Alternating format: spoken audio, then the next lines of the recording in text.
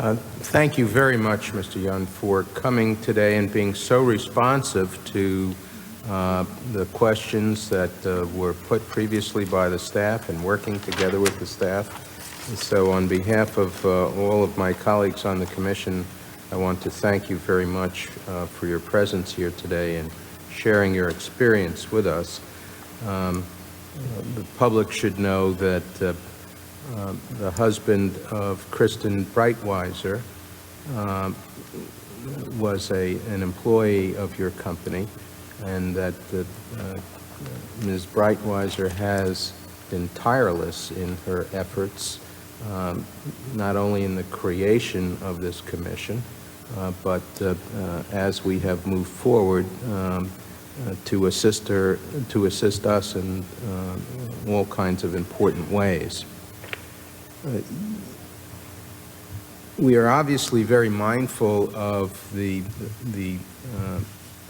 business continuation precautions and preparations that your company took in advance of 9/11, and the importance of those precautions and level of preparedness in the continuity of your business, upon which so many others rely in connection with their investments and their personal sense of well-being and continuity.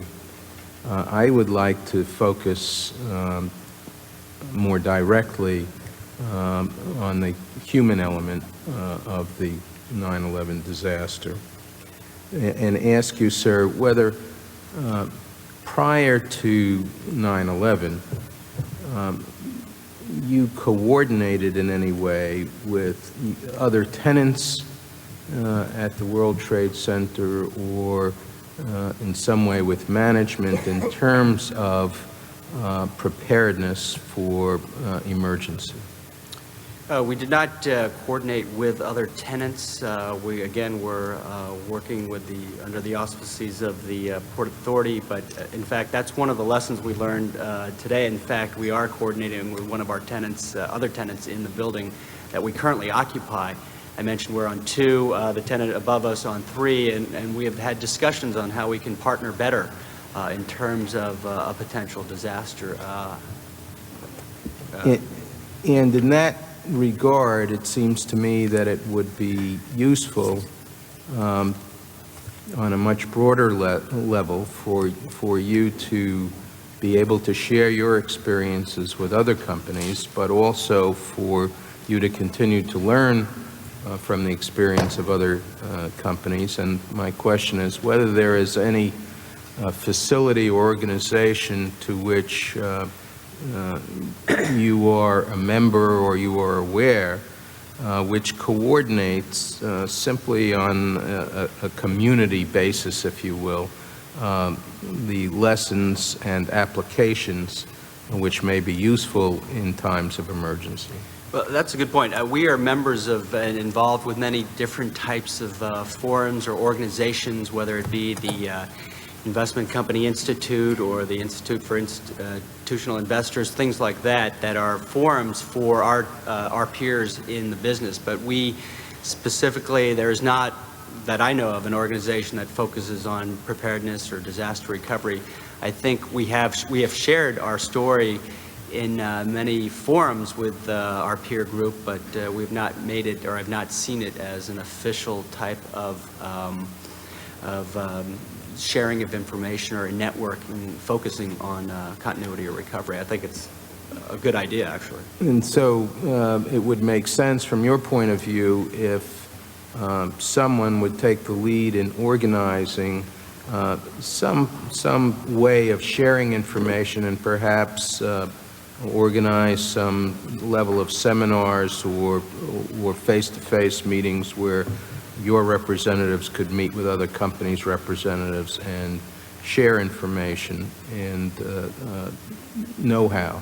Yeah, I think that's a good point. I know, and just from what I was seeing here on the video, trade groups such as that, well, I know in New York City, property managers or building owners have meetings where they do discuss preparedness, and I think that would be very useful for representatives of the private enterprises, the lessees, to take advantage of those types of forums. I think it would make sense for our commission to hear from companies like yours and others around the country with some ideas about essentially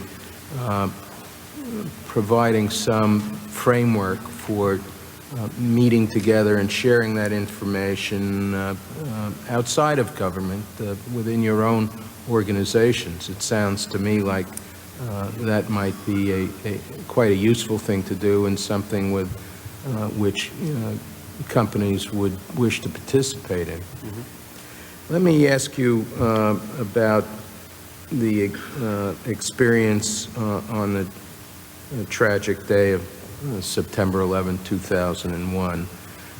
We have heard a lot about Morgan Stanley and the precautions Morgan Stanley took in preparation, as well as what occurred on that day in terms of their security director essentially directing Morgan Stanley employees to evacuate the South Tower after the North Tower had been hit, despite what was perhaps at best the ambiguous information coming over the loudspeaker from the Port Authority people.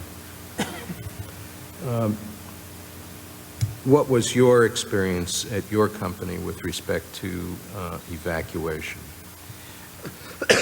Excuse me. We had individuals make the decision to leave as soon as the first tower was hit. Our director of HR was helping to assist in that. But again, under those ambiguous comments or directions, some of our employees, and this is again from what I hear, turned back and went back or stayed in the building based on some of the information they were hearing. Certainly after the second building was hit where we were located, then it became a full evacuation. And again, many of the people in our HR department had heroic efforts to get people down as quickly as possible, but in doing so, lost their own lives by taking the time to look for others. Do you have any sort of estimate of how many lives were saved by the level of preparation that your company had made in advance of 9/11? No, I don't know off the top of my head.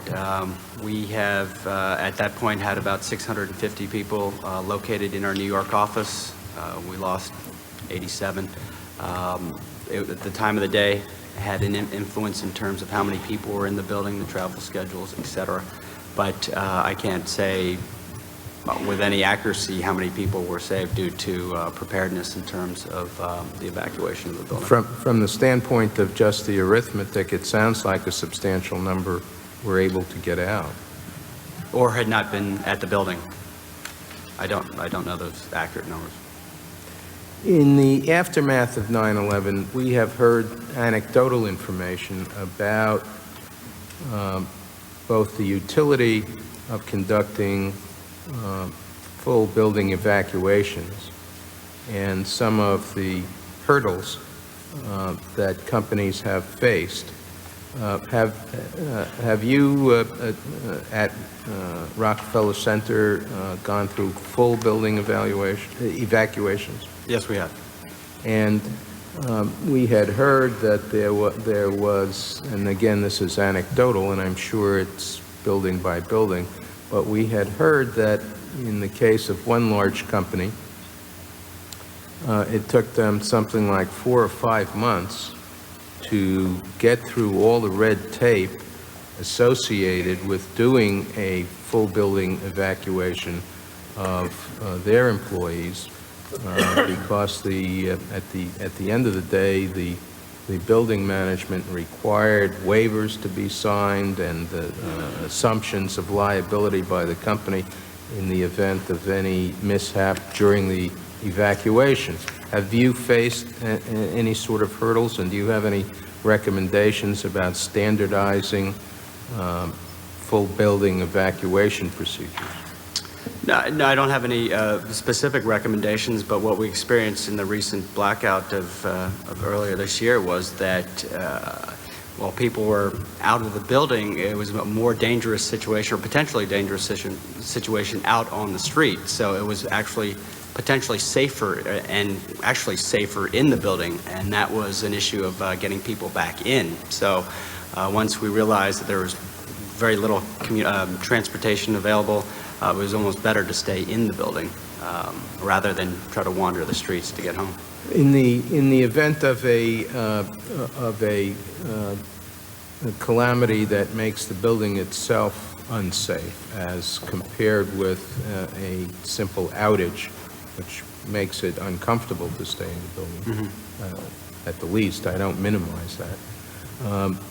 But having a full building evacuation seems to me, without any particular expertise in the subject, a much different proposition than having individual